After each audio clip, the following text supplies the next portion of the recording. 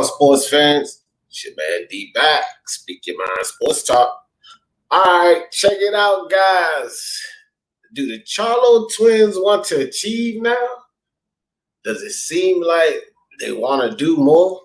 Well, one thing I'll say, Jermall Charlo seemed like he'd been on that path.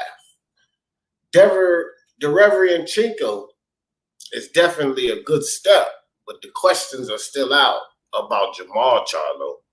That's for sure. For the love of sports, let's talk about it. What's up, everybody?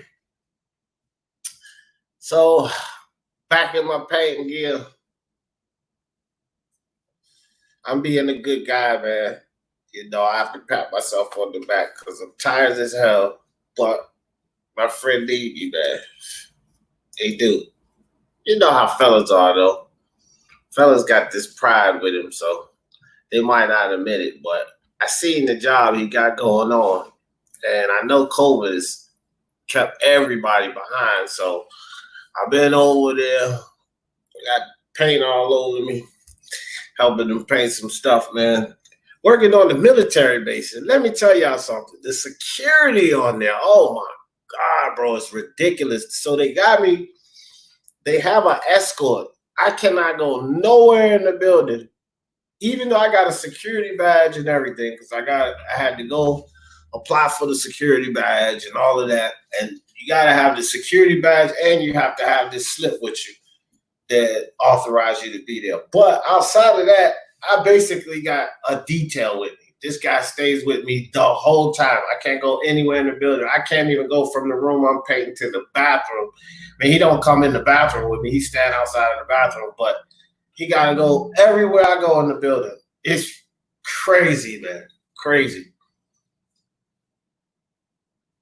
But anyway, like I said, since they opened everything up, man, he needs some help. So that's why, you know, I haven't been putting out as much content. But we're going to get Speak Your Mind Sports Talk Live daily off every day because it's Speak Your Mind Sports Talk Live daily, Monday through Friday. So no matter how tired I am, we talking sports, baby, or something.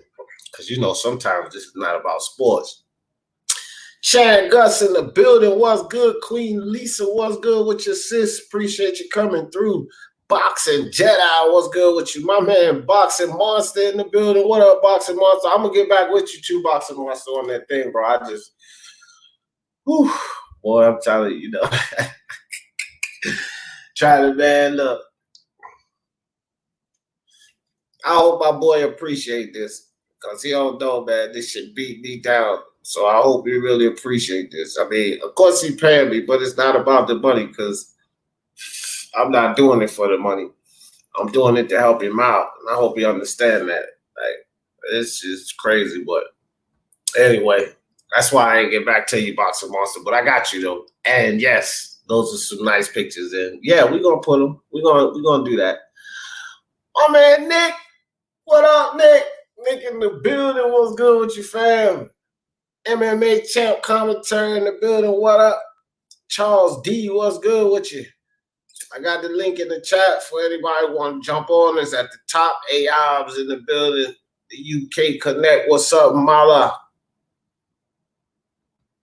Doesn't look like Jermall wants to do anything. Well, I'll tell you this, Mala. Derevyanchenko is the right step. That's the right step, bro.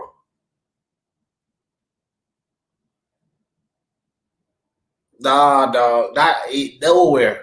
Not in the building, nowhere. You not roaming nowhere. I gotta have a detailed person that work there with me everywhere, dog. It's crazy, Charles.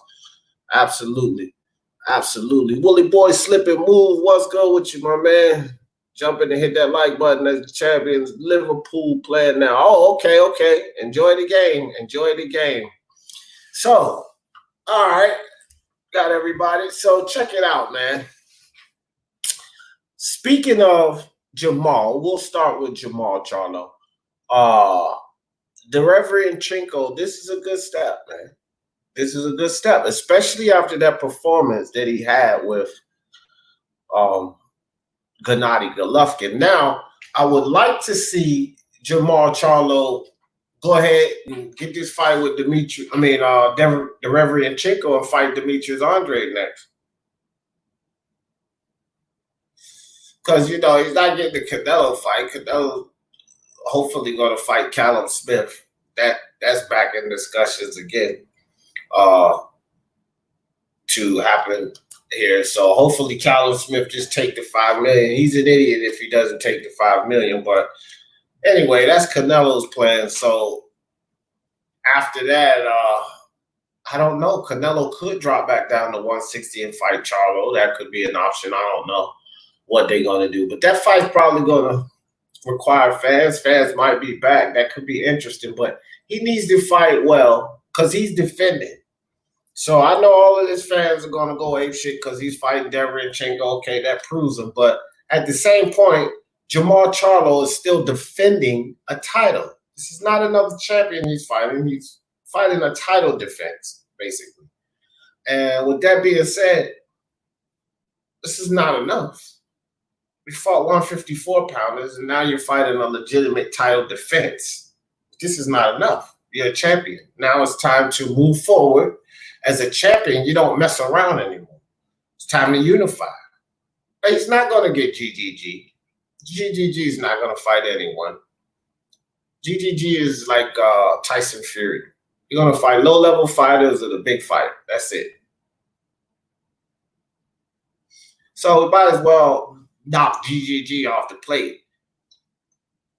Canelo or Demetrius Andre should be the fight he's pursuing next. If not, then it's just the same old Jermall Charlo. But we have to see. I do think that Derevyanchenko is a good step in the right direction.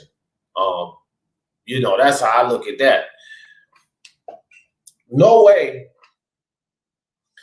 way should he go downhill from there.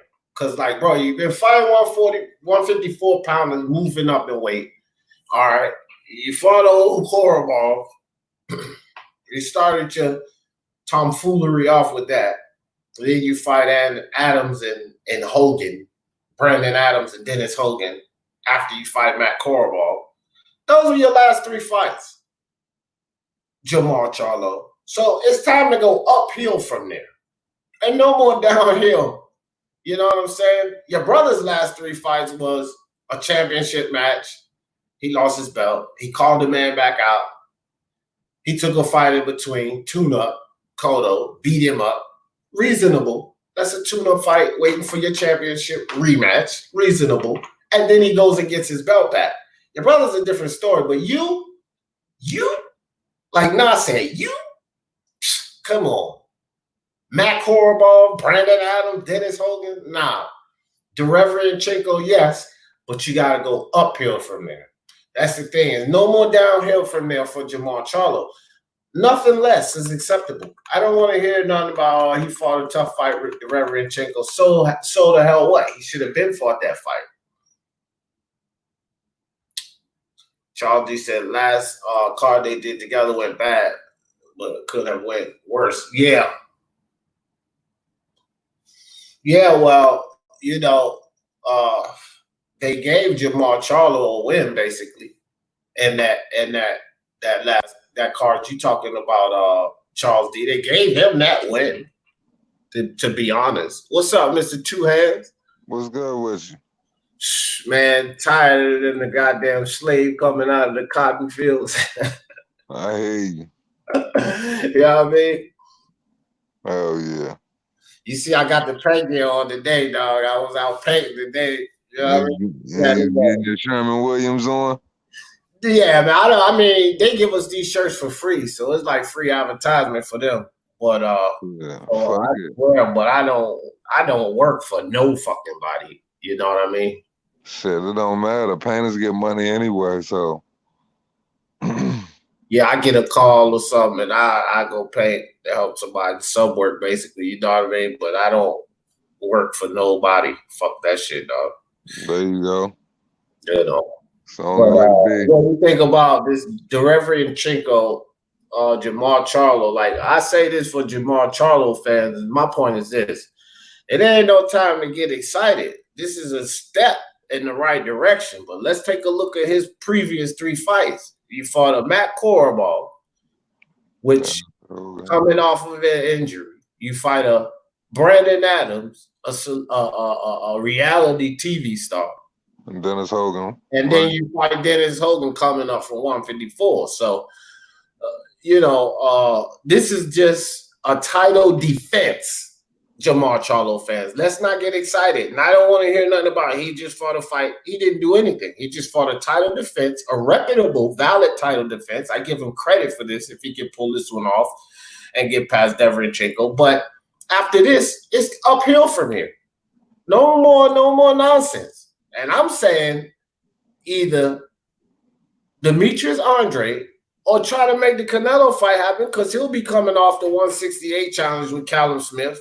If he gets that fight, they're talking about that again, and hopefully he slide back down to 160 and beat him up. Or try to seek Andre. I don't know why he ever turned down that fight in the first place, but if he beat Derevyanchenko, that'd be perfect. Go unify.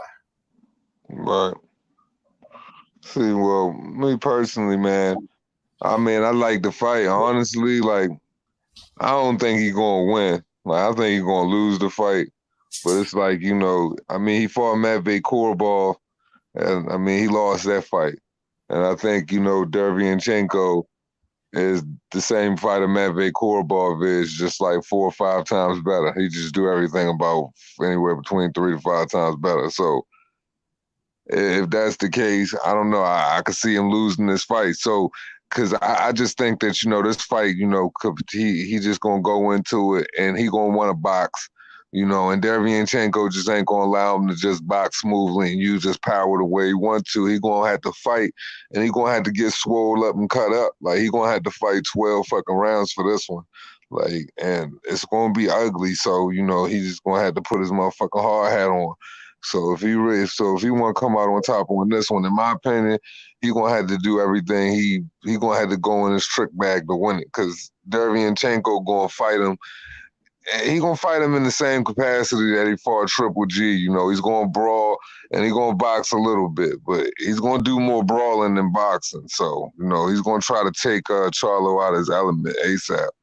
Yeah, Charles D said he got his hands full with Chenko. Yeah, he does, man. Derevyanchenko ain't no joke, man. It's gonna be a tough fight for him. These are 2 great fights. Nobody should have any complaints. No, they shouldn't. No. Definitely not. Obali in December. Oh yeah, finally. Yeah, right, exactly. We're gonna talk about that in a minute, Charles D. It's a tough fight, but Jermall should win. Ayobs, okay, so I'm actually with you on this, Ayobs. I see what Mr. Two has said too. Like, I understand, like, this fight, man. Derevyanchenko can win this fight. That's for damn sure. I think the reason I think Derevyanchenko loses, I think he gets stopped.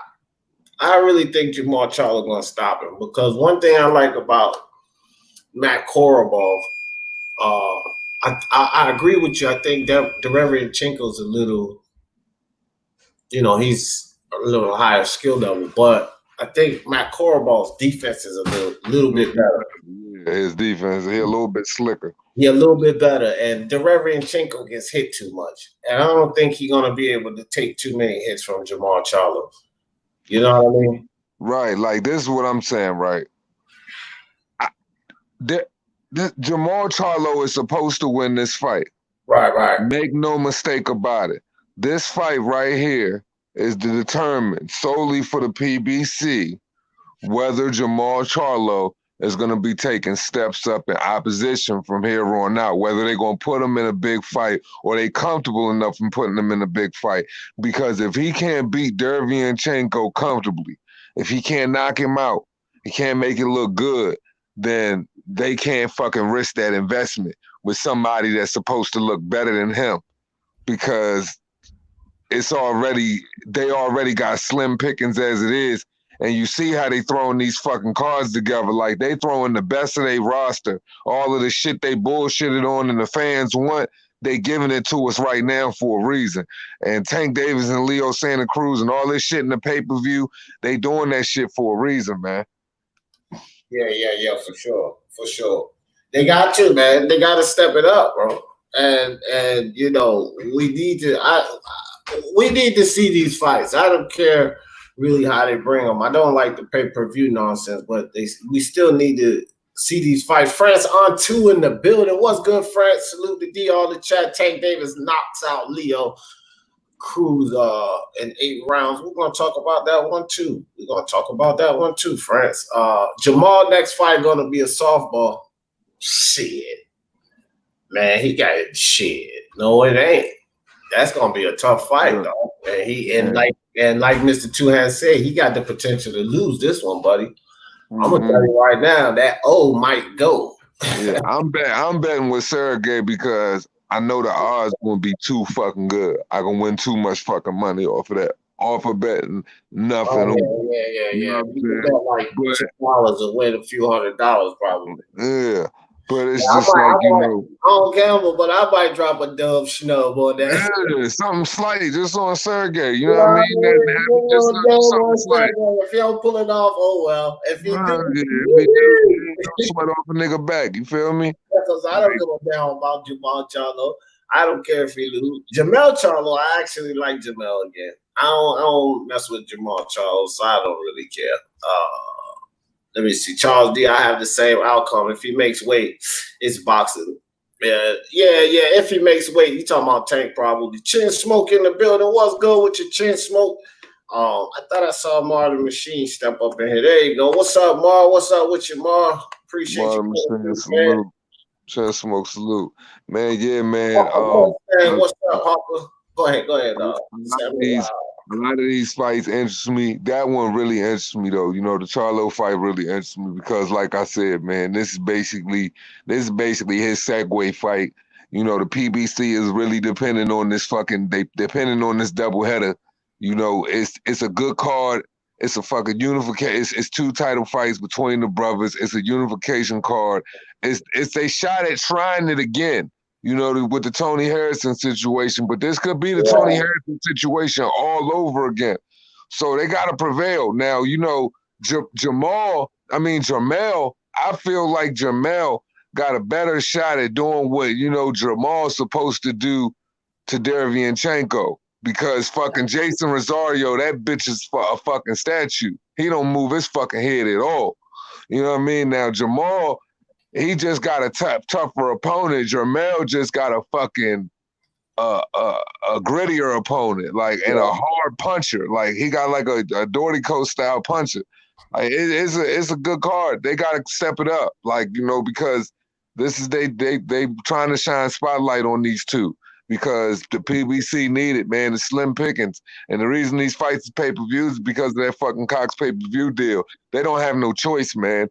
Yeah. And with the fighters that they got, man, they suffering, bro. Like I'm telling you, something like that, man. That company hurting, man.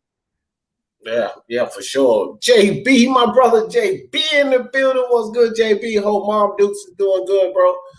He said Derevyanchenko gets robbed if he goes to the cards. He needs a KO. That's a good point, JB. That is a damn good point because there's no stop for the PBC and Derevyanchenko. Charlo is where it's at, so I agree with that. I see some funny money on the cards if it goes 12. He's gonna have to beat him really convincingly. I can get down with that, JB. Good to see you, JB. They're supposed to hold these fights in Monaghan's Sun Casino. I hope they sell the tickets because I'll be in the building if so. Oh, okay. Sergio, what's up, Sergio? He said Charlo's lose because it's going to be like Wilder versus Fury. Got his ass whooped because he never fought anyone on the top level. Could be, Sergio. Could be. That's a fact. That's why I'm like, I just think Jermall just gonna have his hands full. Like Sergey Derevyanchenko coming off fighting fucking Triple G, you know, his last fucking fight. Fucking Charlo coming off fighting fucking Dennis Hogan his last fight. Like, yeah. Lisa downright is close. I'll be there going to see Chappelle in August. Oh yeah, going to see Dave. There if they're holding these fights there, like Espinoza said. I'm in the building. No doubt, no doubt. JB says, Charlo decision, good bet. Yeah, that is a good bet because it might come out like that and people be throwing fucking popcorn and sodas in the ring, but it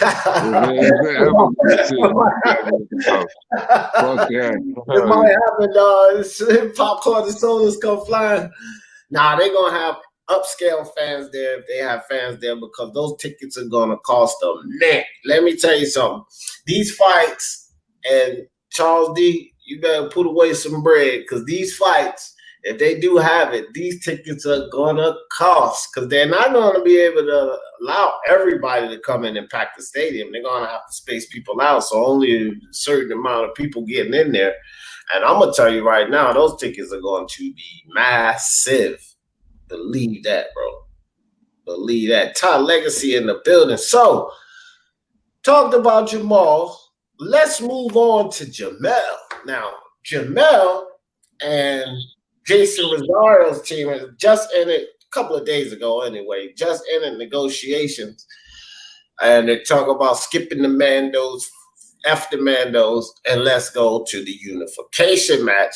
Jermall Charlo, I like what I'm seeing because, hell, even before getting to a fight with Jason Rosario, this guy was talking about Lara. He was talking about Hurd. He was talking about J-Rock.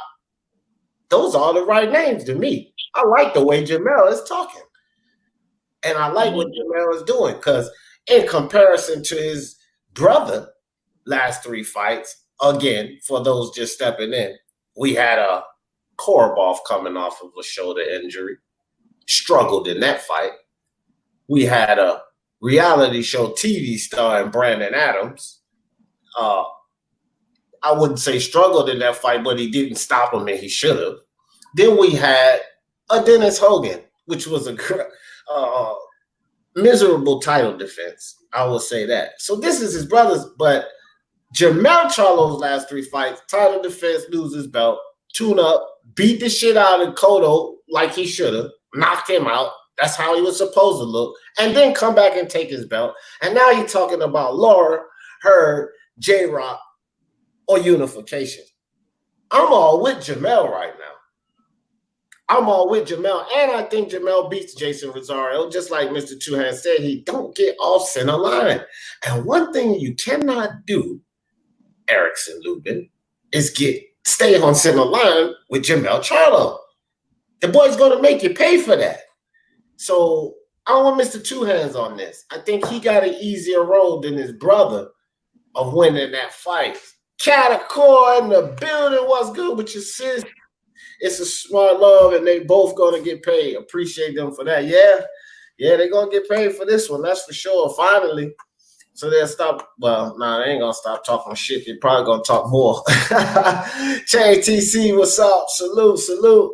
Man, Go ahead, Mr. Two Hands. My man Hashton in the building. What's up, this motherfucking fight, this fight come down to this, man. This fight simply comes down to whoever land first, man.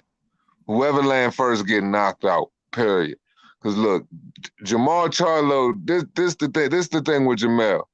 Jermell can get himself in trouble with fucking Jason because Jason he don't fight off the back foot.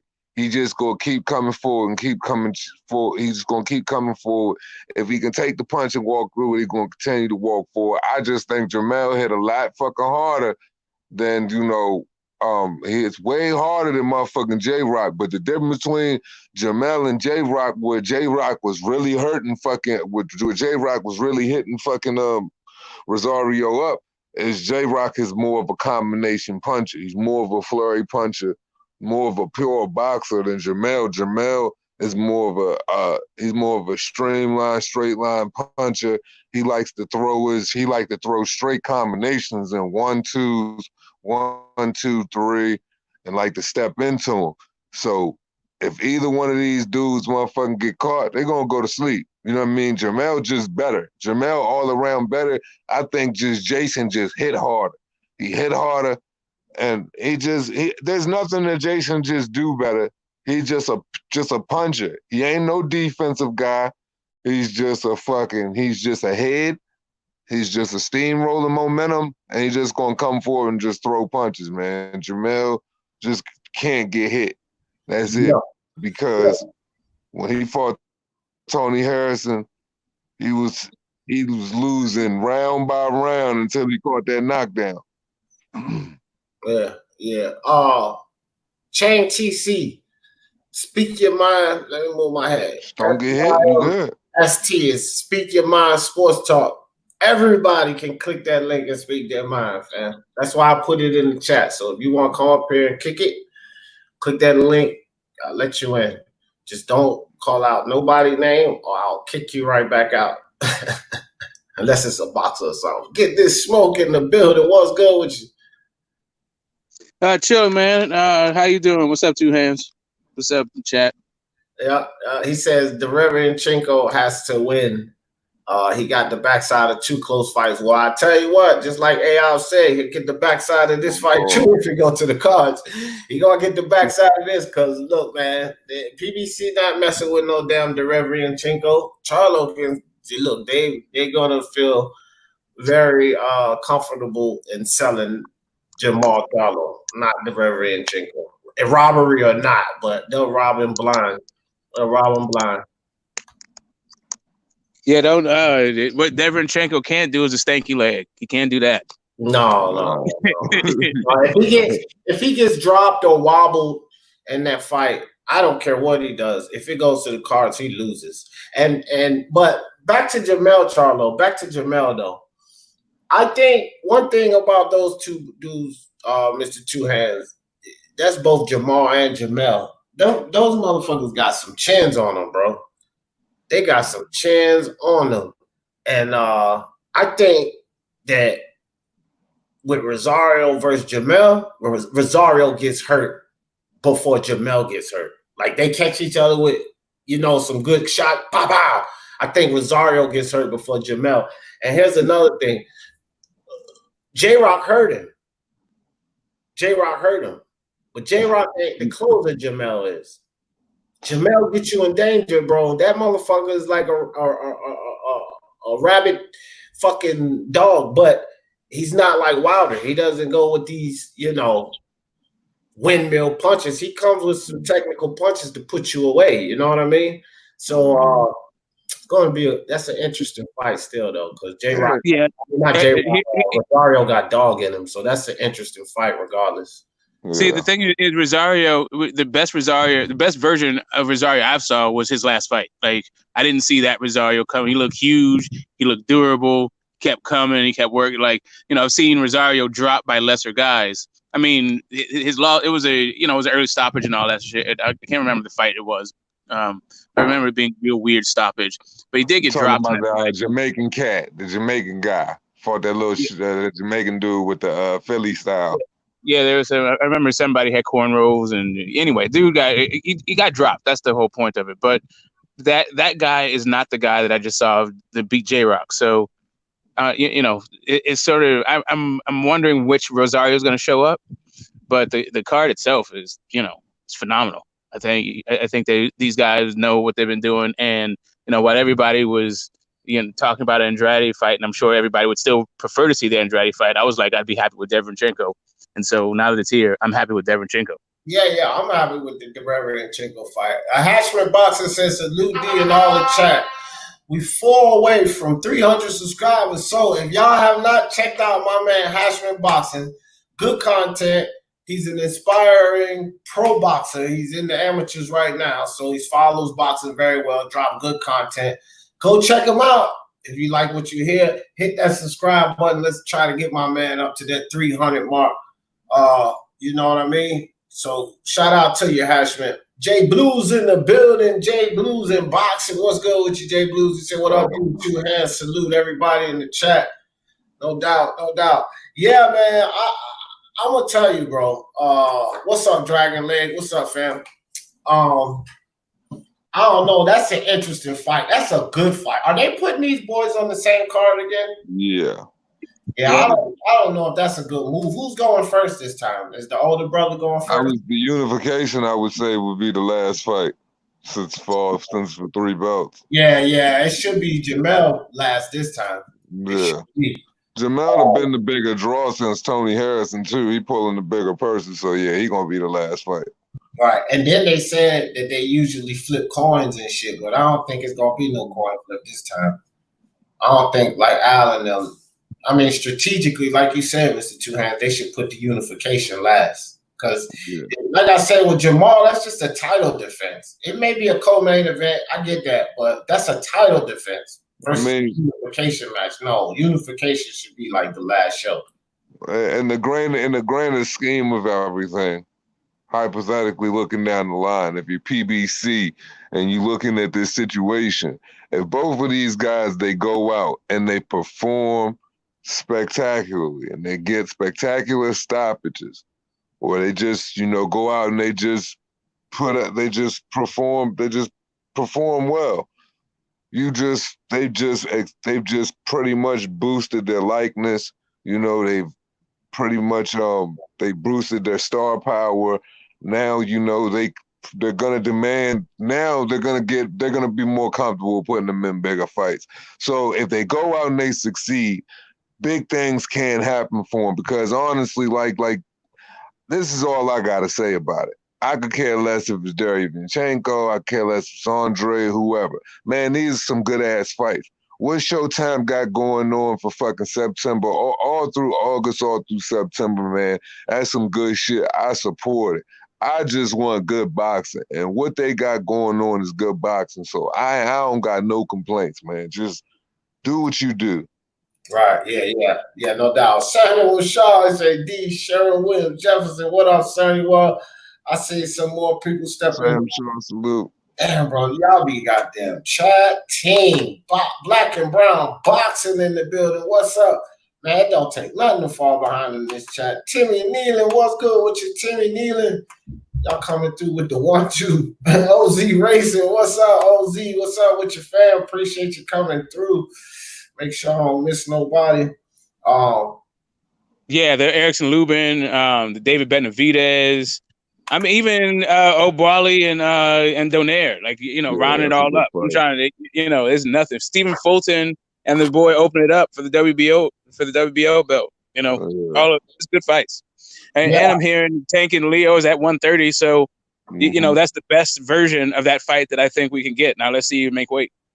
Yeah. Now allegedly, and I say that strong, with strong intent. Allegedly, Rosario's never had a full training camp.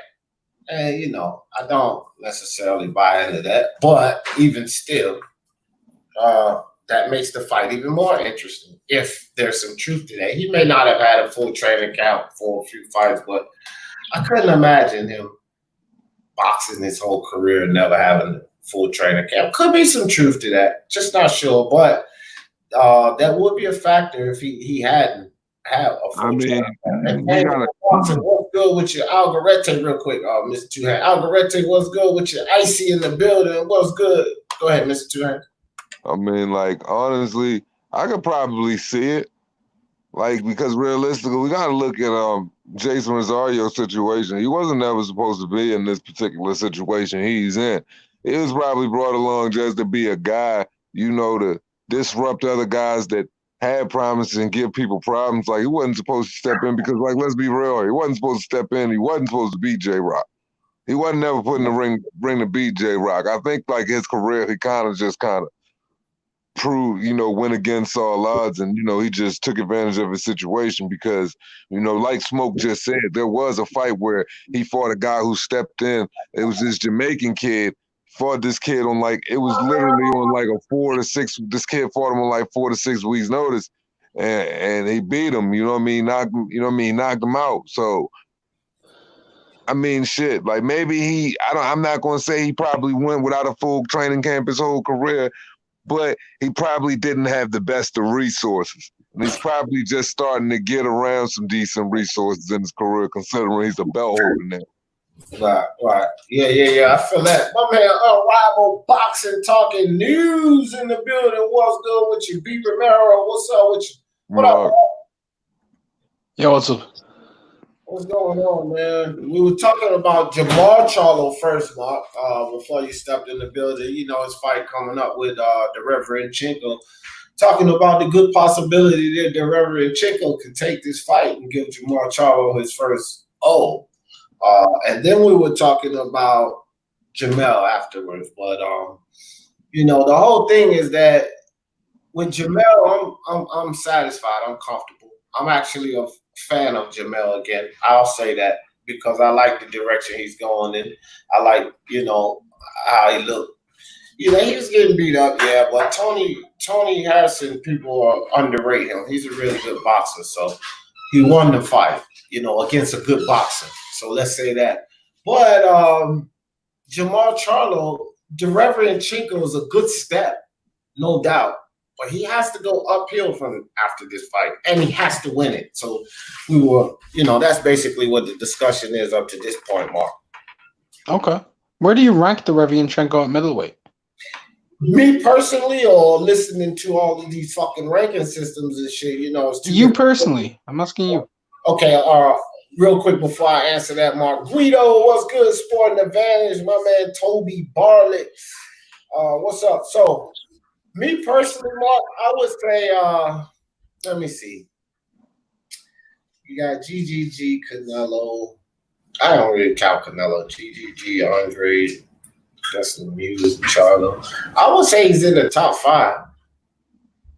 Well, if you don't count Canelo, it's Charlo, Triple G, and Andre. I don't count Canelo because we all know what the fuck he's doing at any given time. You know what I mean? Like if we count him as 160, he does have a belt. He's the best. But again, you know, yeah, I ain't really looking at Canelo. But yeah, I put him in the top 5 easily. I mean, who outside of? I can't think of like outside of GGG, Charlo, and Andre, that division. I mean, Lemieux. No, Lemieux's at 168 now. Who's that? Yeah, Lemieux's at 160. Right. So no, I mean, and Lemieux is shot as well. Right. So I mean, no one. Like he got to be top 5. Yeah. So I'm very happy with that fight, to be honest. Like I'm very, very happy with it. I think it's a very good fight. It gives me a gauging on how good Charlo is in comparison to Golovkin and Jacobs. It really gives me a good gauging feel. If he beats him, fair play to him. If he loses, I mean, it's not the worst thing in the world. Derevyanchenko's a very good fighter. Who's his trainer? Is he still with Rosario or did he change? Yeah, he's with Rosario. He's got a very good coach in Rosario with him as well. That's a great coach. I mean, yeah, I'm just happy with the schedule, man. Like, what's not to love? We've got some very good fights. I messaged Duhans about the schedule straight away. I even told him, like, I think this shit's fire. Yeah, I think it's straight fire. Yeah, I definitely fucking tweeted that shit. Like, how could you not support that? That's what I'm saying. Like, I don't care what direction it's coming from. If that's the type of car, if that's what I'm getting, all going through all the way through August, all the way through September, man, hats off to you, man. I just want some fucking good boxing. I don't care where it's coming from. I'm not anti fucking organization. I'm anti bullshit. I just want some good fights, man. And they put together some hell. That's some good ass fucking cards, man. Fuck, I'm buying that shit. Yeah. I'm going to. Oh shit, Mark fell off. I'm going to support it too, bro. And I suggest everyone else support it, bro. Because if you got the funds, I mean, if you don't have the funds, I mean, you know, stream it, whatever. But if you have the funds, I suggest you support it as a boxing fan because supporting these kind of cards will get us more of them. If they see, okay, well, this is what they'll pay for. Trust me, man, they're going to follow where their money is. So I say support the card, man. I'm going to get the card. I ain't bought a pay-per-view in a long time, but I will purchase this one. I tell y'all that. I like it. I like that card. Like, look, there's nothing better than a unification and a top 5 match at middleweight. There's nothing better. There really isn't. You don't get cards like that too much, like, nowadays, you know? Like, the Derevyanchenko Charlo, I think that's one of the most interesting style matchups, by the way, out there. I think that's very interesting. If the Derevyanchenko can get inside, he could smother Charlo if Charlo doesn't use his best weapon, which is that short uppercut, which he started to neglect. He's completely started to neglect that, which is disappointing, you know. But Jermell and Jason, that's a beautiful fight. Whoa. Okay, we should be good now, yeah? Mm-hmm. So, D, you need to mute that shit, man. My bad. Yeah. Jason versus Jermell that's a great fight. That's a fantastic. That's a unification, 3 belts. I mean, it's a PBC undisputed fight because the WBO doesn't count.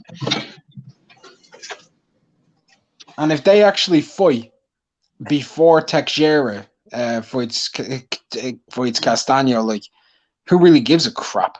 You know, like that's who really cares about Teixeira as a champion? Let's be honest. That's right. Yeah. I think one of them really should have went and took that belt off of him first. That's what I think. Agree, but he's got that mandatory with Castaño. So that's the reason they didn't do that shit, because then they would have had to, if they fought him, they would have had to do a mandatory fight. So if they take that fight now, it frees up the mandatory position with the WBO to go and do a direct unification afterwards. I think that's what the goal is. Right. I got it.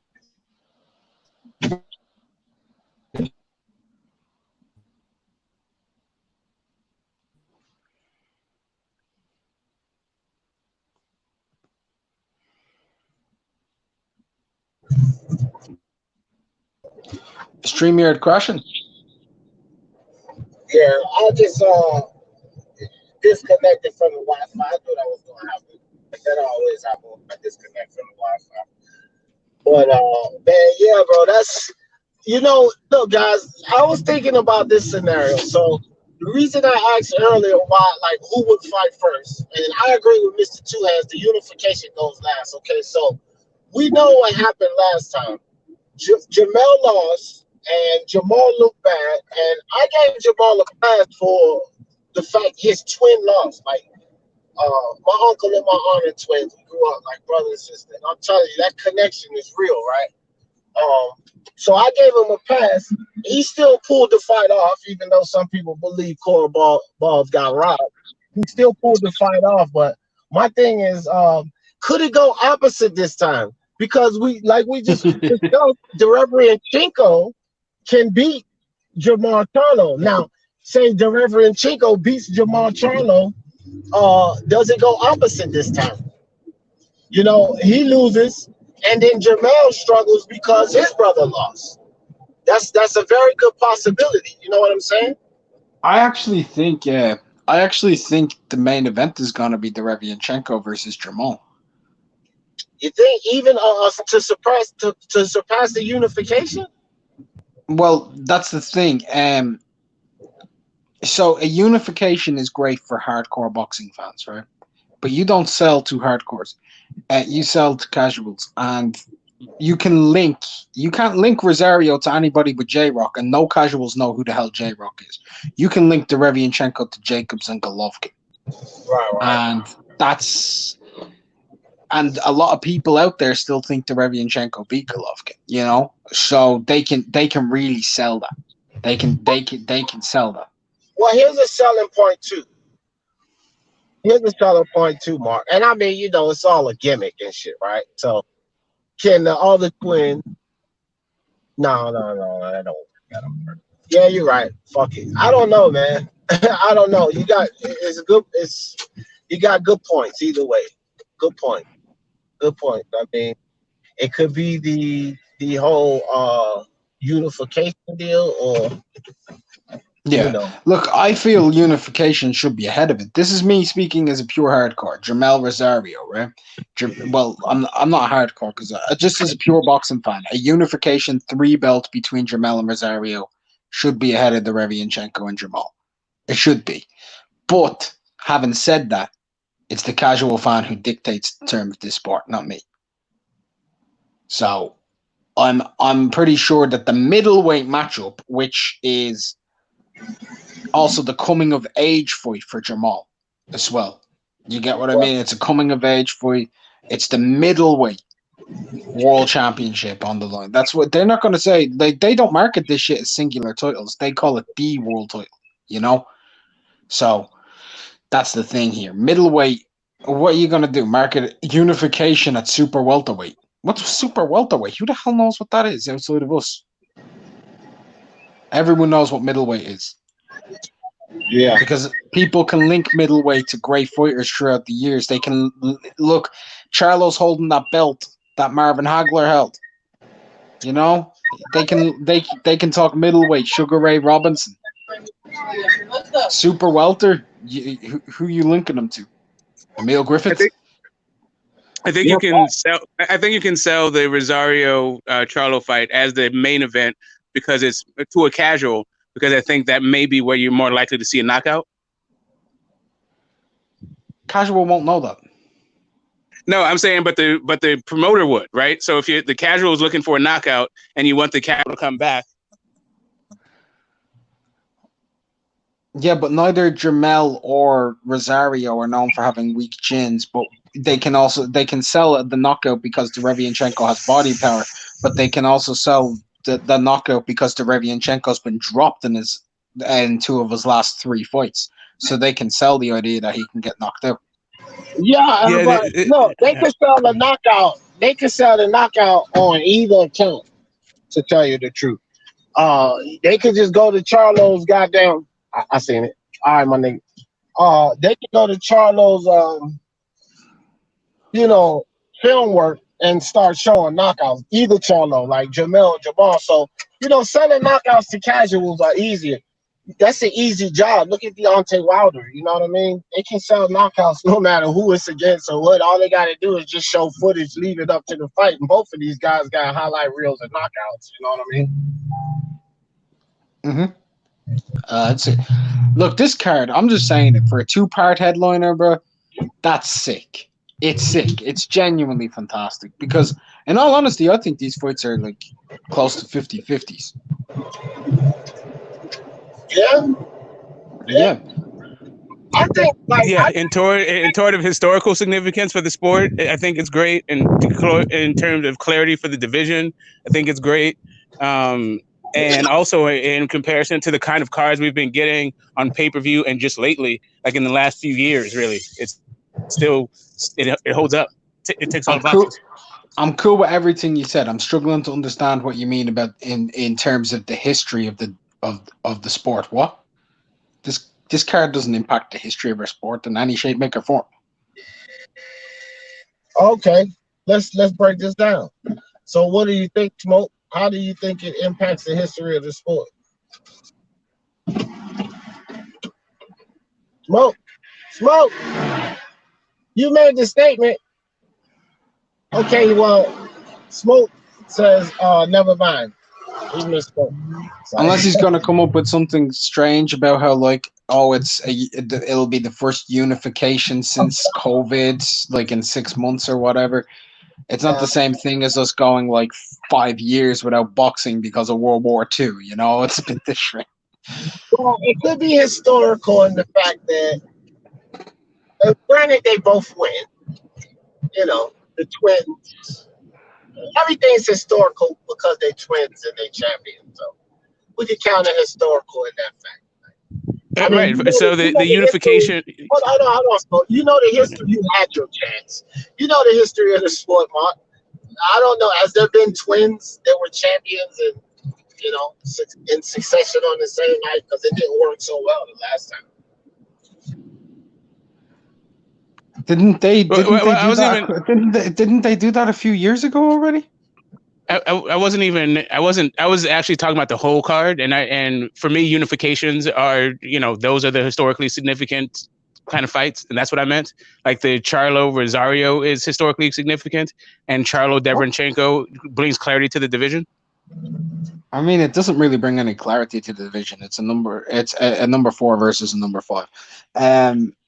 Yeah, but it's the division, right? It's a division where really only 2 guys have fought each other, right? So the other top 5 guys. So Derevyanchenko has fought one of the guys, but he hasn't fought he's fought Canelo, or he's fought Triple G, but not fought Canelo. Jacob's not even in the division anymore. So you have Andrade, who is still, unproven as a champion. The only thing it would clear up is that Andrade is the only person who hasn't fought against a top 5 person. That's all it would be. That's the only thing it clears up. Right. The issue, but that's what I'm saying. It clears it. That right there is clearing it up. I mean, depending on how you put it in context, I think it. Right. The historical significance was the unification. That's what I was when I was talking about the card has everything.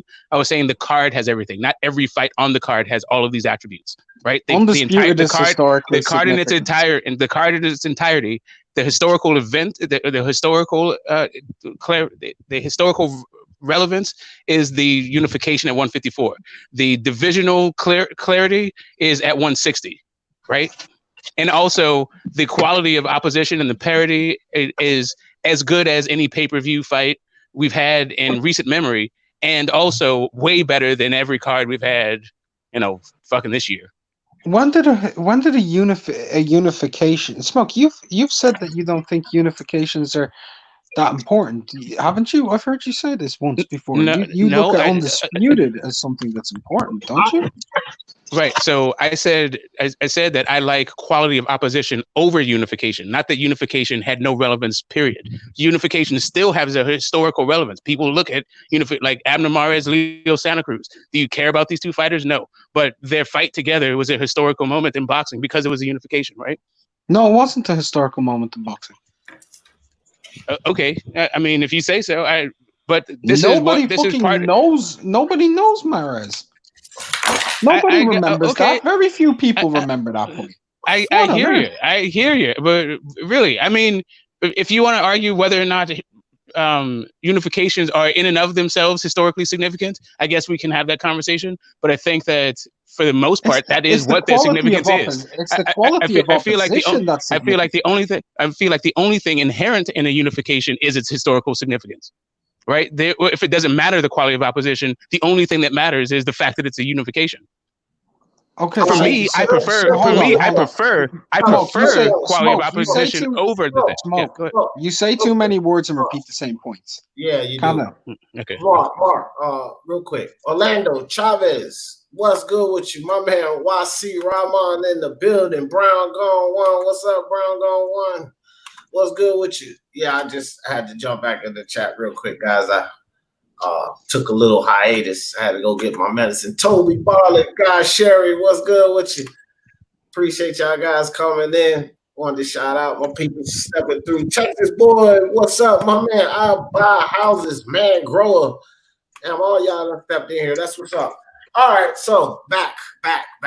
All right, now, before y'all delve deeper into that, it was a fight that they suggested we talk about in the chat. L-Dog, what's good with you?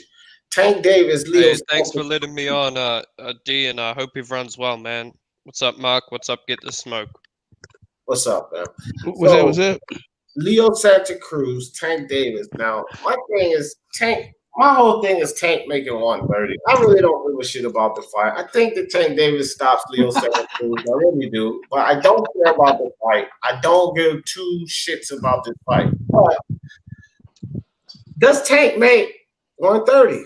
That's like my only thing. He moved up to 135 because he had problems making 130. Does Tank make 130? And does he make 130 without severely draining himself, which we may get an upset? Because that's what people are banking on, right? An upset. He drains himself, Leo Santa Cruz, high work rate, blah, blah, blah, blah, blah. What y'all think about this fight? Leo Santa Cruz. Can I go first? Let Mark, let L-Dog go first, and then you follow behind him because L-Dog's gonna, I think, make us laugh on this one. L-Dog always takes points that he's heard me say on other videos and claim them as his own. Okay, you go first and L-Dog second. No, let him go. No, hold on. I need to pull up Mark's last stream so I can get my speech ready. No, let him go. But honestly, this fight, I mean, look, it's a good fight from a promoter's standpoint. It's going to expose Tank to a larger audience, and in my opinion, it's going to be a dominant performance for him. I think he's going to destroy Leo Santa Cruz in brutal fashion. I think this might look similar to the Pedraza fight. Now, I think this because Leo is, to me, he's your come forward fighter, but at 130, he doesn't have any power. So I think Tank is going to be the bigger guy, and he's just going to be able to walk through him, beat him up, and stop him. I mean, Leo doesn't have the defense or the size and strength of, say, like a Miguel Burchelt, where that would be a real interesting fight. So, I mean, me personally, this is not a pay-per-view fight I'll be paying for, but I will be watching it, just so I can shit on Tank at the end of it. If he wins in dominant fashion, I'm going to discredit the win. If he loses, I'm going to make fun of him. Jesus Christ. Jeez. Look, you got to admire the honesty, though. Yeah. Touche. I'll give you that. Look, it's a disclaimer here, man. I'm a Tank hater. I don't care what the guy does, man. Hey, man, I can respect that. At least you admitted it. You admitted it. What's up, Mark? So what you got, man? Tank Davis, Sugar Tank Davis, and Leo Santa Cruz. Sugar Tank Davis is going to purposely miss weight, come in at about 133, 134 pounds, and take his head clean off his fucking shoulders. Leo's going to deduct that amount of money from Tank's purse. I'm sure that's going to happen, like 250, 300K. That's going to go to Leo, and he's going to take the extra money, take the fight, and get his head taken off his shoulders. Tank's going to come in virtually a lightweight. There you go. Yeah. That's literally what's going to happen. Smoke, get this smoke. What do you think? Yeah, I think that if the WBA set a record for the longest amount of time given to a fighter to make weight in Tank's last fight, I think that limit may be that record may be broken in this fight, and I would love to see him making weight. I like the fact that we've seen him do the red catch video now. Hopefully, he is going to stay working it off, and he'll be in prime fight shape. But I don't think he needs to be in prime fight shape for Leo Santa Cruz. I think Leo Santa Cruz is just he just doesn't have what it takes to to beat Tank. Just period. I think even Tank overweight, Tank not as supremely focused and ready to go, should be able to get past Leo Santa Cruz, who is a good fighter, but he's kind of one-dimensional, as Carl Frampton showed us. But Leo Santa Cruz has never been stopped. So if Tank doesn't stop him, and we all talk about how he struggled to knock out Gamboa, and it took him 12 to do that. Leo Santa Cruz has shown more durability, granted at smaller weights, and not as big punches as Tank. So there is some intrigue as to whether or not Leo Santa Cruz can actually outwork him, given his weight issues, and come away with a W after 12, after throwing a gazillion punches. Can I ask a question about Leo, if anyone can answer? It's a small question. Does anyone know if he's ever fought anybody who spent their career above 122 pounds? I don't know. Well, his last opponent? No, not off the top of my head. Other than Miguel Flores? Yeah, I don't know what Miguel Flores is, what he came in as, what his whole thing is. You can look it up, but as far as a pay-per-view event goes, I'm definitely dubious about lighter weights pay-per-view attraction. But I'm interested to see what the card looks like. I'm interested to see what numbers get reported, that kind of thing. But I'm gonna say this, I think it's all right. I think the only fight around 135 that can really do pay-per-view numbers is Loma versus Davis. I just don't think the little guys do pay-per-view, man. I disagree with you. Rare. Maybe Garcia versus Davis also does big numbers. Davis versus Teofimo would do massive numbers if Teofimo beat Loma. Oh yeah, but I'm talking right now. I think Loma versus Teofimo and Tank would do more numbers than Tank and Loma. Loma's fucking nothing, man. I'm not trying to be funny or anything. I love the guy. I think he's a great fighter. But in all honesty, he ain't pay-per-view. In America, you don't have fans. I think, in all honesty, he's not a pay-per-view fighter. But what I'm saying is, I think that fight, if they were just to scrap it and fight next, I think that fight does 300. Yeah, I think it's very strange that Tank Leo is pay-per-view, but Loma and that Leo and Tank is pay-per-view, but Loma and Tio is not. Well, I mean, it's quite simple. Wait, Loma and Look, Tio is pay-per-view. Loma and Tio. Nah, I haven't heard it being. I haven't heard it being pay-per-view. Like, so for me, I was always skeptical about whether or not Leo and Tank was going to be pay-per-view, but now Showtime has released that they are going to put it on pay-per-view. So as of this moment, there is an advantage in the market, and you know that, Smoke. Yeah. You know yourself. The Mexican American versus the African American, right. Right, Yeah. right. And that's the obviously thing gonna is that sell Leo more Santa than Cruz is actually a little bit more established. He's a lot more established than Teofimo Lopez. It's just that I think that he's a Teofimo Lopez is four-weight on the world rise. champion. He's more established than Tank. Yeah. But Nah, I mean, this, though. right. So there's so established in the market. I mean, anyway. So that's all this is going all over the rails. I'm just saying, I'm very surprised that it's going to be a pay-per-view. I want to see what the card is. I want to see what they say it does. I ain't surprised because it's PBC. Yeah, so. it's still 130-pound guys. It's still 130-pound guys doing a pay-per-view. And they push pay-per-view, so I ain't surprised at all. And they've been pushing Tank to be pay-per-view star anyway. Ain't no surprise to me. These I mean, it really has been Leonard Ellerby. It's been Leonard Ellerby and Tank. Okay, whatever, Leonard Ellerby. Leonard Ellerby's been saying some dumb shit for a long time. Soon as somebody, I mean, that's what I'm saying. I've been taking it as Leonard Ellerby bullshit until now. So now I have to take it. So, bro, okay, let somebody else get in. Soon as Ellerby runs his mouth, I mean, somebody run him off about PBC, Ellerby speak. So I'm going to say PBC. Ellerby always speak. Somebody say something about PBC, he running his mouth like he's some fucking representative. So I'm going to say PBC. You can say Ellerby. Yeah, it's Ellerby doing it. Still, he act like he represents the Kind of like Get This Smoke, though, isn't it? You mentioned PBC. Up he comes. Not really. I mean, here's the thing, but I'm just being specific.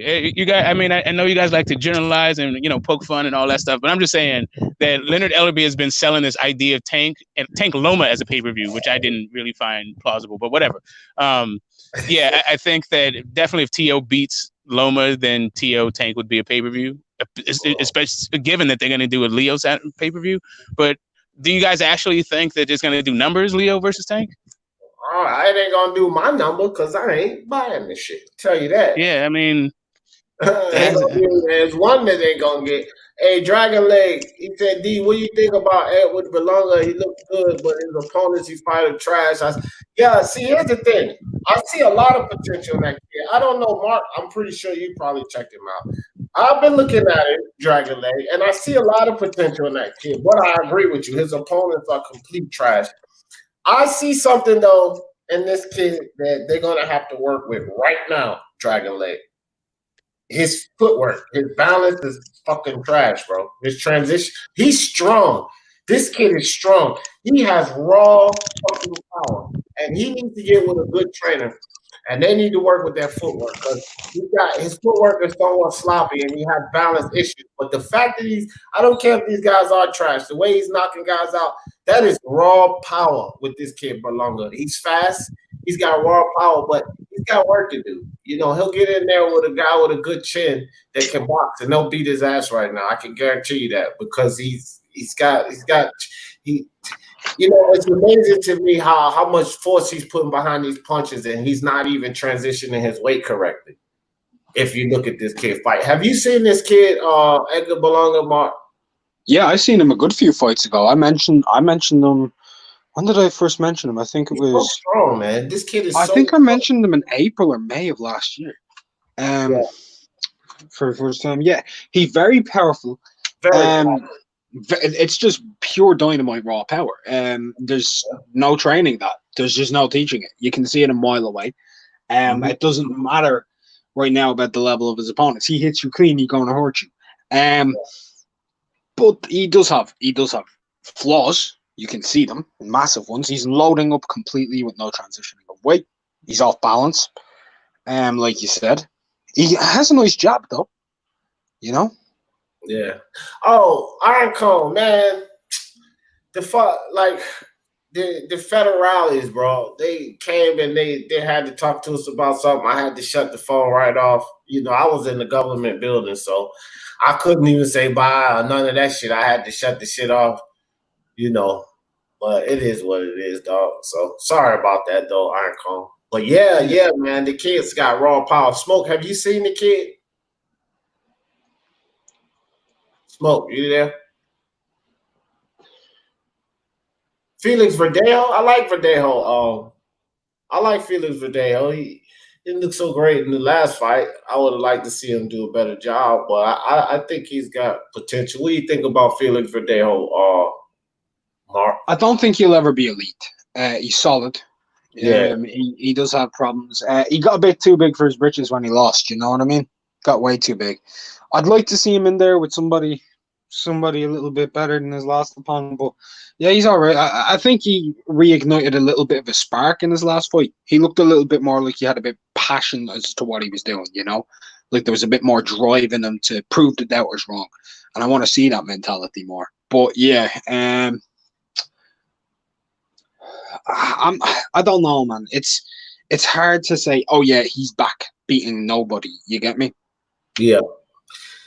You know, Intangible, that's pretty funny, that fight, right? Because Clay Collard, if Berlanga would knock Clay Collard the fuck out. Yeah, that's I was alluding to that. Clay Collard comes from mixed martial arts, so he's not a disciplined boxer. Although he's a tough warrior, is what he is. Yeah. He's definitely that. And he has a chin, and that's why I say that's funny, because he's one of these fighters that has a chin. But the thing with Clay Collard is he leaves himself exposed way too much. And that kid's power, Intangible. I'm telling you, this kid's got raw power. Clay Collard's been hurt. He's been down before. He's been stopped in mixed martial arts. This kid hits Clay Collard, and he will hit Clay Collard because although he has work to do, I do believe he's still more of an established boxer than Clay Collard. He got stopped by Melakuziev. Yeah, he puts Clay Collard to sleep, bro. I think Clay Collard's not the guy that I'm talking about. The chin, you hit it with the chin, but again, Clay Collard's chin's been rocked too many times. So although he has a good chin, a chin like that's going to sleep against a Berlanga. That's just my opinion. I don't think Clay Collard, this is not Kleminski. Kleminski, you know, that's not Kleminski. Kleminski wasn't packing the punch that this kid Berlanga packs. And Clay Collard's no defensive specialist. He gets his ass. Look, Melakuziev was able to fuck up Collard. Right? Right. Melakuziev's a much better boxer than Berlanga. I'm not getting into that debate. He's a much better boxer, right? However, Berlanga is more powerful. And Melakuziev fucked Collard up. So yeah. Hector, what's up, bro? It has been a while. Good to see you, bro, man. Good to see you. Toxic Gameplay said Ryan needs to lose. The sooner, the better. You know, look, Toxic Gameplays, I will say this. It's not really a terrible statement to make because I don't like the kid's attitude right now. I like Ryan's potential. I love the fact that he's with Reynoso, but I don't like the kid's attitude right now. It could be a dangerous thing, though, because I want to see success with Ryan. So losing could be a dangerous thing because it could be a thing where it snatch all his confidence away. All the potential didn't matter is done. Or it could humble him and turn him to that great fighter. So it could be a good point that he needs to lose. You know, definitely if he loses, they don't have to listen to him yap about money because they could you just got your ass beat. Shut up. I don't want to see Ryan lose, you know. Like I tend not to root against any fighter really. If Ryan carries on winning, then he's backing up all of his shit. If he beats these guys, like if he goes in there and beats Campbell, I ain't rooting for him to lose, man. I'm gonna be like, okay, he's good. If he then fights a Haney, fights a Tio, whatever, maybe a Loma one day, and beats one of them guys, like then he's talking that shit and backing it up. And that's what I want to see more than any. I want to see a guy who talks shit, acts like he's the shit, and proves he's the shit. That's what I want to see. I want to see that more than see them lose. If you get me. Like, that's why I'm rooting for Tiafimo against Loma, because he talked that shit. And for the longest time, I didn't believe him, did I? I didn't believe him. I didn't.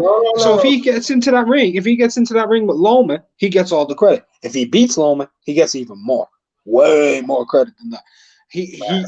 I didn't think he'd beat Comey. Performance of the year contender. Took his head off his shoulders, beat the shit out of him, made Comey literally look like a prospect for you. He made better work of Comey than he made of Edis Tatley. Think about that. Yeah. So you back up your shit and you do it, you get all the praise. That's why I want to see Nakatani. Man, he retired though, I heard, but I would love to have seen him fight some of these other guys, man. Because I think he would have beat the shit out of some of these other guys. I mean, some of the top guys, like top 7 guys, I think Nakatani had a good chance to beat the hell out of them. I'd love to see Nakatani versus Coleman. I'd love to see it. Yeah. Just to see how it goes. Yeah. Robert Easter, I would like to see him fight. Robert Easter says he's moving to 140. Yeah, I heard that. Elvis Rodriguez too, Lisa. Yes. I like that kid too. I think that Elvis Rodriguez is more solid than Berlanga. Like sweet science wise, that power, forget about it. But sweet science wise, I think Rodriguez is more solid than Berlanga. Who's that Argentinian middleweight that the zone have? Pacheco? Is that his name? I don't know his name. I know he. I'd like to see that big, tall Argentinian dude versus Berlanga. Pacheco versus Berlanga. They both hit. Pacheco looks to be the better boxer. Berlanga looks to hit harder. I'd love to see a prospect. That could be a fight that kid loses because of the things that he do like. That could be a fight. He's going to get out with a decent boxer that has a decent chin, and that's going to be his experience right there. Because you're not going to just get the result that you used to see. You're not just going to pop him and then he's going to go away. He's going to keep you at the end of that jab. He's going to make you think. You understand what I'm saying? Like that is a boxer that's going to give that kid his first loss. Unless he improves and, he gets better and so forth, and they work on those things. And as they work on those things, they don't put that. Who's training them right now? I don't know who his trainer is. Is it Rosario as well? I don't know. I don't even. I have no clue who to train. You know who's training him, Smoke? Which guy, Malanga or Pacheco? Malanga. No, I don't think it was Reynoso. That was the other dude. Was it Rozier? No, I'm not sure. I'm wondering if it's Rozier because I know he was with someone last night, wasn't he? Yeah, he was with somebody. I can't. But Rozier was with who was? Somebody was with Rozier. Who was it? It was somebody who was getting fucked up. Like Reynoso was with somebody who was getting fucked up and Dogbo. It's Isaac Dogbo who's with Rozier now. No, it's not. Barry Hunter's with Isaac Dogbo. Oh, Barry Hunter, right. So who else was on that card? Is it? I'm not sure. Was Rozier with Avalos, who was fighting against him, or was he Rozier? Was he with Berlanga? Does anybody fucking know who Rozier was with last night? Yeah, I'm not sure. Andre is. Hold on. Yeah, El Dog is saying it's Rozier, but Samuel Shaw is saying it's Andre is training Berlanga. It's Andre Rozier is training Berlanga. I just looked it up. Yeah. Okay, that's a good trainer, and that's hey, he can get some good sparring in that gym. Danny Jacobs, Derevyanchenko. I mean, there you go. There's his working experience. Did Jacobs leave the Hunter? Is that what he left? Is Jacobs with Barry Hunter now, or Virgil? I know Jacobs left. Jacobs left his trainer when he got the DAZN deal, the DAZN rematch. I'm so tired. I don't follow. I mean the DAZN re-out, right? I mean, sorry, the Matchroom re-signing for the Canelo fight. He dropped. I think Rozier was his trainer then, right? Was it Rozier or Hunter? I don't know, mate. I don't know. They dropped the link, by the way. People asking for it. All right. Yeah, I'm behind in the chat. Yeah, whoever Derevyanchenko's trainer was also. Hold on, Smoke. This is why I'm behind in the chat, man. You keep going on and on. Guido said he's been improving. Yeah, I know, Guido, but I just need to see more out of Felix Verdejo. I do think he's been showing improvement, but man, he's got some more to go. I don't know. We'll see. He's still got good sparring as good sparring partner in Derevyanchenko though. Like that's good sparring to get here. I'll tell you this, that's gonna get him ready for Charlo. Yeah, that guy. Hold on, y'all. For y'all start going on, man, so I can catch this chat. That guy. What's up with you? Man? Let me slide down, make sure I ain't miss nobody. Texas boy. What's up, Boston Nick? What's good with you, fam? Having the panel here today. Yeah, have you tried the Nick, see if you can click that link yet, bro. Oh man, Mark, do you know how? Okay, so like if you ban someone from StreamYard Studios, you know how to put them back in? Because I think I banned Nick by accident. You go into your settings, and you'll see like I think guests probably might be it. Yeah, I'm like, yeah. And then when you go on, yeah.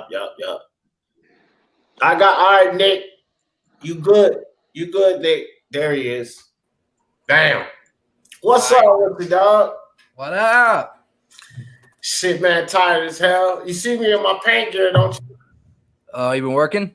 Yeah, well, no. I don't want to work anywhere, but I've been helping a friend out. He owns a paint company, so like the coming off of this COVID shit, construction, they all behind, and like, yep, it's a real important job that he need to get caught up on. So my pop's on a roofing company. He's way behind right now. yeah, everybody's behind in construction right now. So that's just is what it is. Just helping him out. But good to see you, Nick. But yeah, he said Jacob is not with Rosario. Messy breakup. Oh, okay. All right. I see you're tired, but it's good. Start helping your friend out in these times. Yeah, man. Yeah, you got to give, bro. I was just talking about that the other day. You got to give. Give, people, as much as you can. It don't have to be money.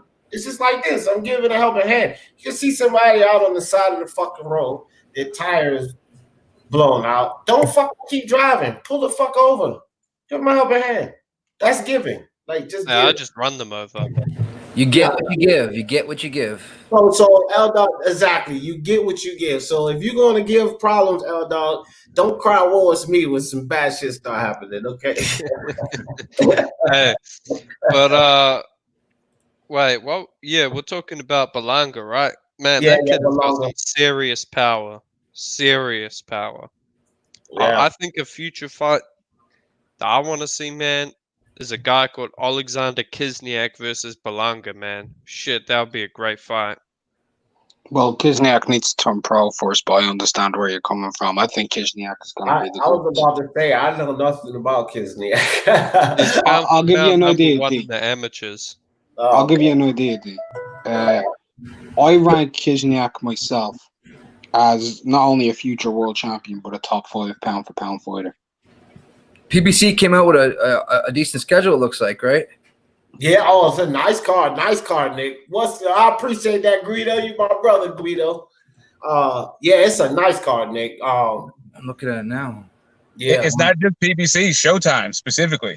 Yeah, Showtime looks like that's awesome. So I We're still waiting on Fox. Fox pay-per-views for like I think we'll get Spence versus Garcia, maybe Ugas versus someone on Fox, like all the welterweights. Crazy as hell. But hey, I'm wondering, man, Gary Russell Jr. I think he's going to appear on one of these undercards on Showtime. Look at this. I don't have to work for this, fam. I keep this, and I often show this. Listen, guys. You guys often hear me say, I don't take pharmaceuticals. I don't believe in the pharmaceutical company. So when I say I'm going to get my medicine, I'm going to get my medicine. That's right. It's not whole plant therapy, baby. It's not a Percocet. It's not oxycodone or any of that. It's my medicine. I agree. That's beautiful. Hey, bro, you gotta sip lean, man. Lean God, is the new moonshine. You they are ruining the younger days of your lives messing with that lean. Yeah, man. Leave that shit alone, bro, for real. I got clean in 2011 from opiates and all that shit. I can still drink beer and smoke, but that was a bad, rough 5 years. Yeah, man. That lean, L-Dog, you and El Jefe, man, That shit is. Nah, bro, I don't sip lean. I don't do drugs, man. Oh, okay. All right, good. Good man. Smart man. Don't ever start.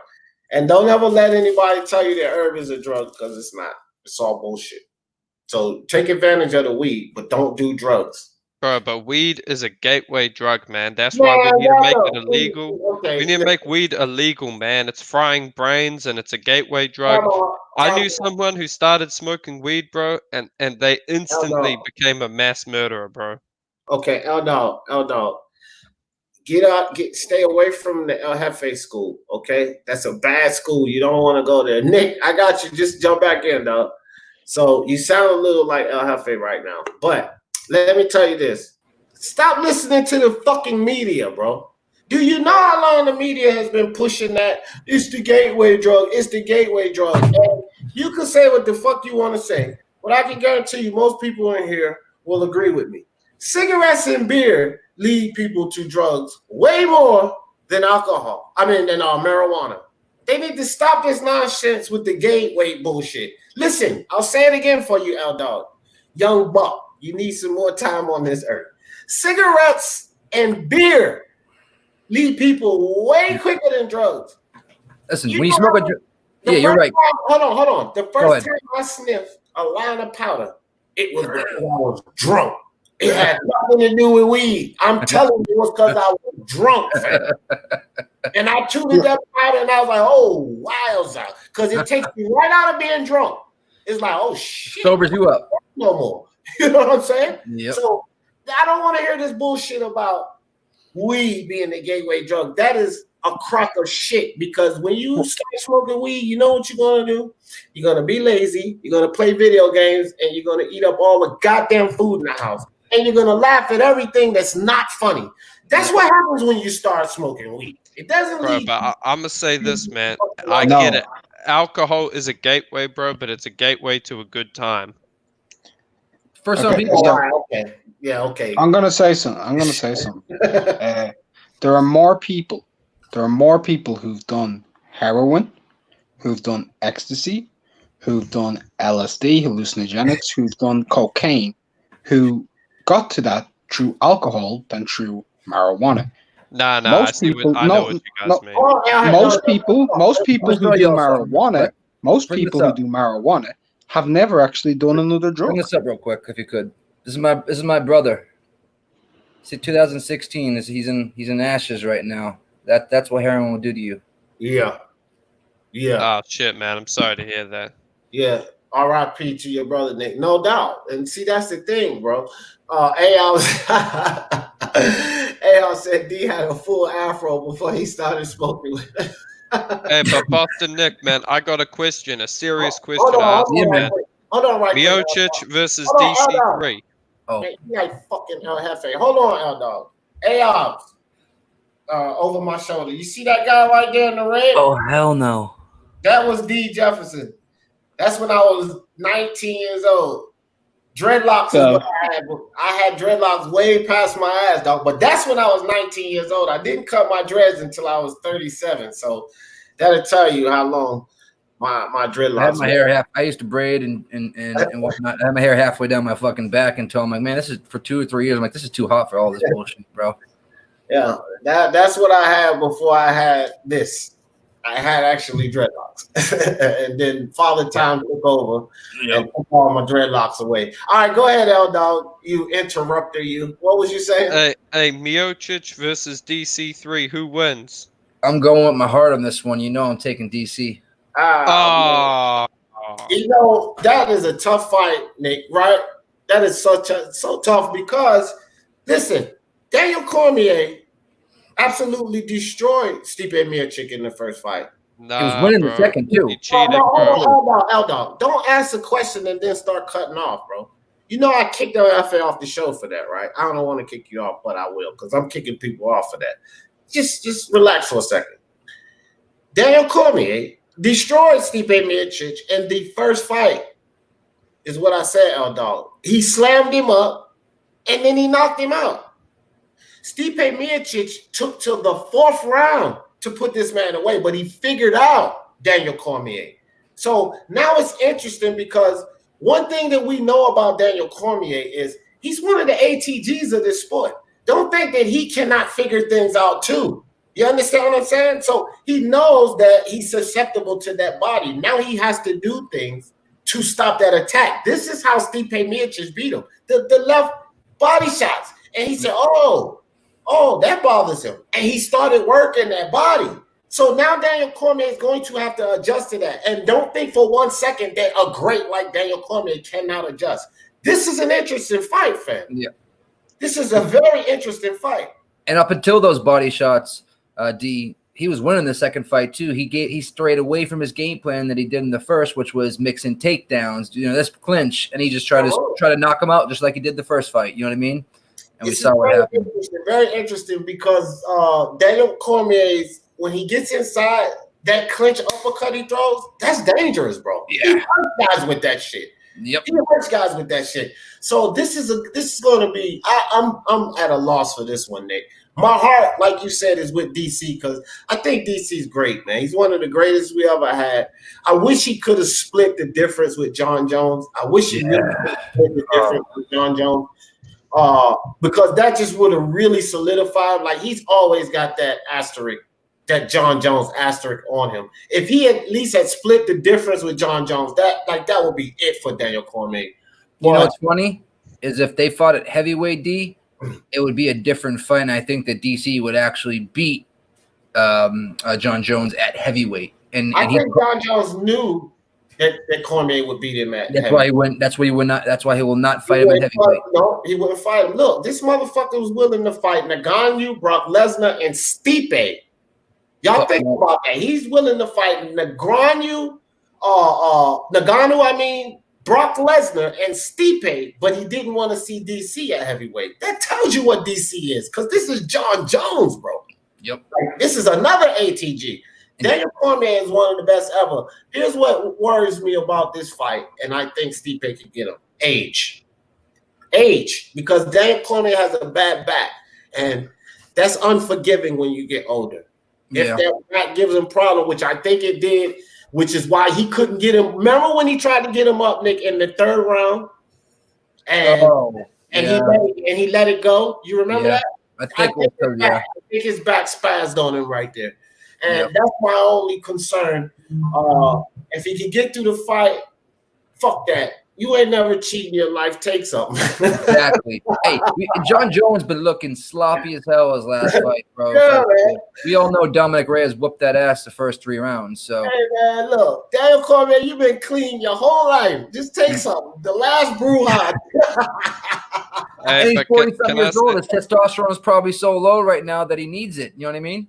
I'm telling you, man. But yeah, that's an interesting one, man. Interesting. Sure enough. Kobe Covington, Masvidal, let's make it happen. The winner goes back to Usman. What you say? I was getting ready to do a video on that, but man, I've been so fucking busy. I want to do a video. Leon Edwards is being totally disrespected to a certain degree where it's like, okay, I think Leon Edwards and Masvidal need to fight after that 2-piece in the soda. You know what I mean? So you put that fight in there, Leon beats Masvidal, then bam, you got a prime contender to fight Usman. You know what I mean? But you know what I wanted? This is what I wanted. Now, this one might throw you for a loop. I did want Covington Masvidal, but I wanted Edwards to go fight Burns. Oh, yeah. Yeah, that could, yeah. You know what I mean? I wanted Gilbert Burns because I think that's really interesting because Burns, that overhand right comes so goddamn quick, bro. Yeah. I don't think that people give him the respect for that overhand check left hook too. Power too, huh? That check left hook he has that he put Damian Maia. Yeah. You know what I mean? Maia's never been knocked out in his life, let alone, you know what I mean, the first round, you know what I mean? You got put to sleep with a left hook. But I think the wear and tear had a lot to do with Damian Maia. He's been through wars and you know what I mean? It gets to the point where like you get beat down. And I think the wear and tear, because think about Damian Maia 4 years ago. Gilbert Burns not knocking him out, and he might be submitted. Yeah. You know what I mean? He's not knocking him out. He might get submitted fucking with Damian Maia 4 years ago. Over the hill now. You know what I'm saying? It's the truth. It's the truth. I'd rather see, though, I think Burns, and they got to give Burns and Usman that fight again because Burns got COVID and whatnot. I still think they run that back, and then afterwards, that's when we're going to see. We're going to see that fight, and then we're going to see on the co-main event.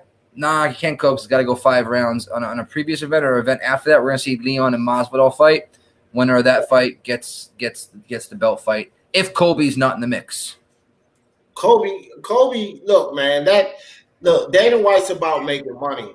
And that's why I think Kobe covering Masvidal is very possible. The whole ATT incident, that situation, you know, Kobe being poisoned at ATT and Masvidal and him used to be best friends. It's a fucking marketing dream, bro. They used to be college buddies, best friends. They get to ATT gym.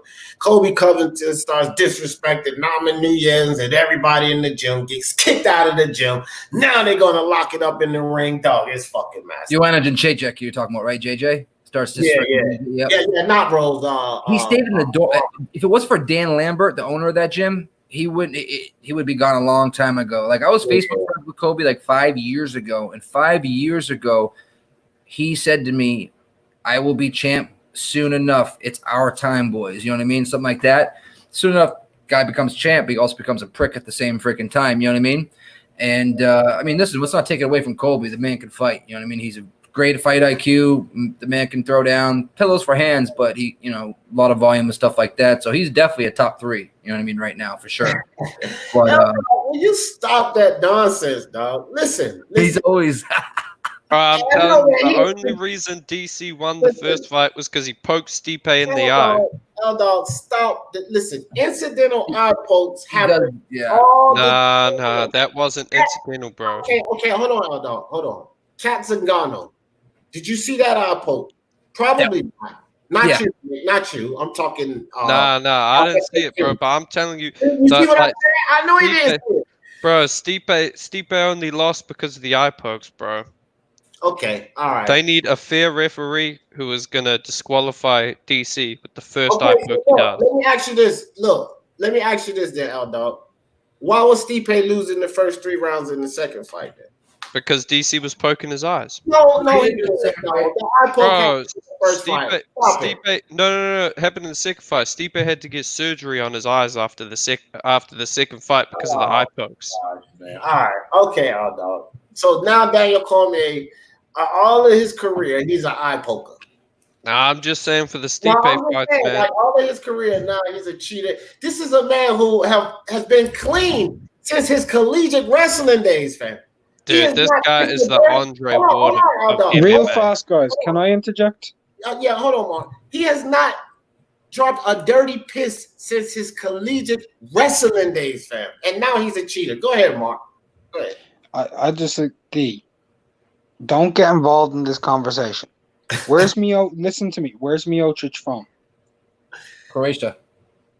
Right. Where's Hrgović from? Yeah, okay. I got you, Mark.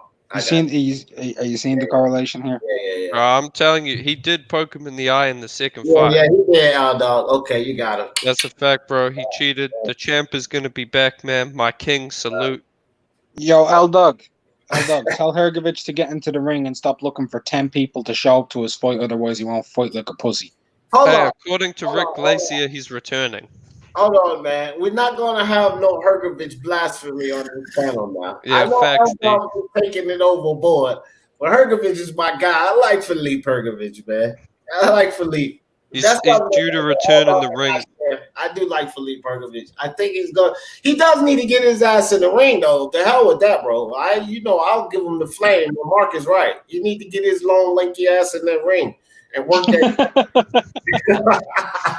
Hey, Rick Glazier said that he's supposed to return on one of Matchroom's cards that's yet to be announced. So I mean, we'll see if that happens. But sounds likely. Let's just hope it's a good opponent. Right. I don't want him returning against another bum, bro. I want him. This is PBC putting on good fights. Let's see Matchroom put on some good fights, man. Let's see Prospect against Prospect. The winner of Kuzmin and Bacoli versus Hrgović. I completely second that fight, by the way. Or if you don't want to have that fight, bring back, try get Helenius versus Hrgović, because I think Hrgović can beat Helenius as well. That's a game for Philippe Hrgović. I think he'll knock Helenius out early because I think he's just too big, strong, and aggressive. Yo, is Charlo fighting Sergey or is he fighting Rosario? It says on right here he's fighting. Oh no! Oh, hold on. Let me say this. Jermell Charlo's fighting Jason Rosario in a unification, and Okay. Jermall Charlo is fighting against Derevyanchenko at middleweight, both on the same card. What? Yeah. Yep. Fire, Nick. It's fire. Same night. He's had 2 fights in one night. Yeah, Both twins. on the same card. Oh, twins. Oh my god, I didn't know that. Okay. All right. Yeah. Oh, you didn't know they were twins? Okay. I'm looking at Jermall and Jermell. I didn't see the E and the A. You know what I mean? Yeah. They Nick likes boxing, but Nick is a UFC guru. Him and the boys over there are odds, man. And look, for all of my people over here, I said this before. If you're into gambling, y'all get over to odds, man. These guys is like, look, they'll win you some money, man. I'm gonna fuck with them on the horses, cause see, I can take $20 and mess around with them for 4 hours messing with the horses. So I'm going to mess with them on the horses, you know. Just and maybe win a couple hundred or more. You know what I mean? Right. So Hey, Nick, I'll say this, man. If you enjoy watching MMA, stay away from DC because he can poke your eyes out, man, and you'll never be watching the sport again. hey, I'm 37, turning 37. So, Nick, you guys going live this weekend, right? For the fight? Friday we're gonna do the final weigh-in show at 9 p.m. to go see what the weigh-ins look like, a little more breakdowns, and we'll do a live fight show for the fights again. Okay. Well, Friday or Saturday, I gotta come. I'm gonna come up there, you know, kick it with you guys. I gotta try to get in there and kick it with you as much as I can now, because I'm getting ready to get extremely busy, bro. You know, hopefully NBA starts, so you know I'll be gung ho because I do live commentary for those games, and we're gonna be monster mash mode. Me and my partner Lewis. Did my boss reach out to you about NBA? Huh? Did my boss reach out to you about NBA? My boss with odds, Cynthia. Her name's Cynthia. I'm not. Did she email me? I think she or she reached out to your Twitter, or she's going to, because I told them that you're a solid NBA. Camper when it comes to all that and stuff like that. And we're looking for some NBA people right now. Okay. Well, I'll kick it with her. Cool. I'll wait for the email or check it out though. Word. But yeah, y'all get over the odds if you're into that gambling, you want to make a little money. And I'm gonna tell you something, bro. I just sit there and I enjoy myself because y'all know I don't gamble. But these guys know the sport, especially MMA. So I love them for that because I'm freaking huge MMA fan. But they know the odds. Like they have inside information. It's a group of these guys, and all of them have their connects, guys, right?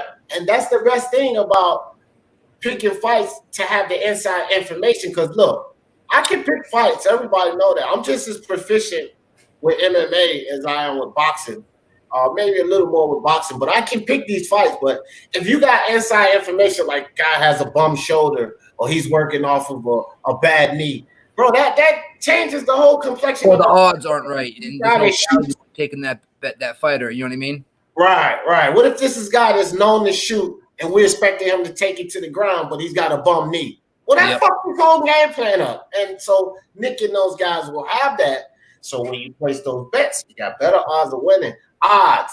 Go check my guys out. If you like it, like I said, feel compelled to hit that subscribe button. Yep. On YouTube, it's Odds HQ, all one word. So it's ODDS, H as in Henry, Q as in Quebec, all on YouTube. Well, just one word. In the chat, they let them know. Yeah, So, I'll put it in the chat here. Yeah. So, Hey, speaking of odds, man, boxing got some sweet odds on these the Showtime fights, man. Good, because usually they're friggin' inflamed, right? These for me, man, the one I'm looking at is Luke Campbell if he fights Ryan Garcia, and Derevyanchenko if he fights Charlo. Both of them are underdogs. Really? Yeah, man.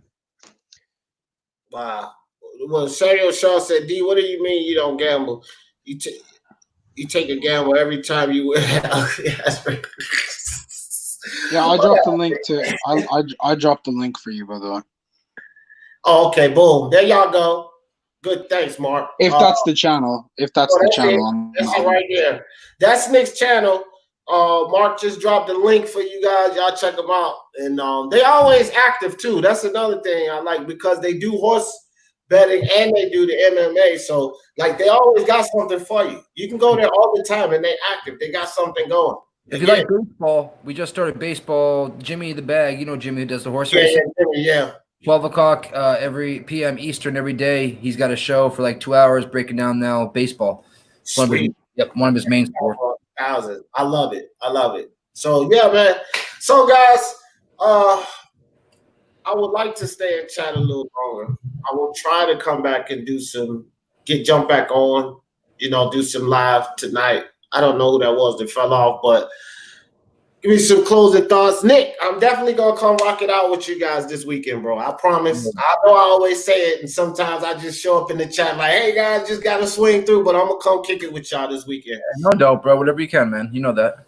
No doubt. So give me some closing thoughts, Nick. You can reach me on Twitter at Mr. Fat Fist. Big old fat fist here. MRFATFIST. There's no period there. And on Instagram is BostonNick_UFC. Otherwise, you can just check me out on Odds HQ constantly. Monday, Friday, Tuesday, and Saturday. Sweet. Appreciate you coming on, Nick. You're always welcome, fam. Deuces. Everybody in the chat, deuces. Thank you, D. All right, dog. Get this smoke, my man. Give me some closing thoughts, fam. Yeah, man. A great schedule. UFC can crawl back under its rock. And then all those people who are talking about Showtime is over. I'm glad to see that we have a broadcaster flexing his muscle and giving us what fights we want to see. Yeah, no doubt, man. I was saying that the other day too. It's not going to take a whole lot for boxing to come back and it's not going to take a lot. So I tell you what, this is a great card. They need to keep this up. But appreciate you coming on, Smoke. You're my man. You always welcome. Most of the time requested. So appreciate you, dog. Unrivaled.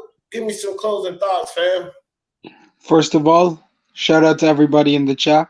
Shout out to D. Shout out to Get This Smoke, who has officially just recognized my A-side status by me going last, just so as you know. And everybody knows I am the A-side. But yeah, no, fantastic schedule coming up. It's not just with PBC. It's a collective because we have Postol versus Ramirez now coming up. We've Alida Alvarez and Joe Smith is back on. Dillian White versus Povetkin. In October, we'll have Joe Joyce versus Daniel Dubois, God willing.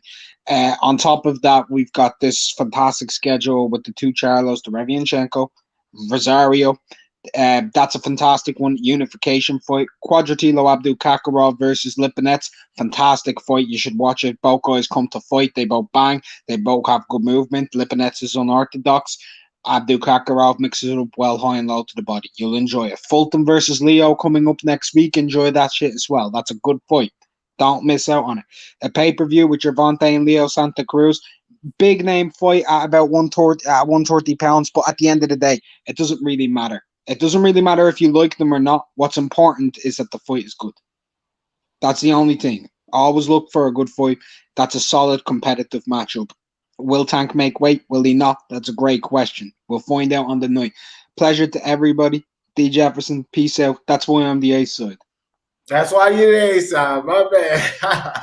Unrivaled Boxing Talking News. Y'all got to get over there. Most of y'all probably already over there. If not, get over there. Check out Mark. I already know you're going to like it, Mark, my man. But, yeah, like Oncone said, hit the like, motherfuckers. Appreciate you, Oncone. Sporting Advantage. My man, Prime Fight Champion, hit the like. My brother, Fronts on 2 in the building. Y'all know how I always in this thing. For the love of sports, let's talk about it. Peace.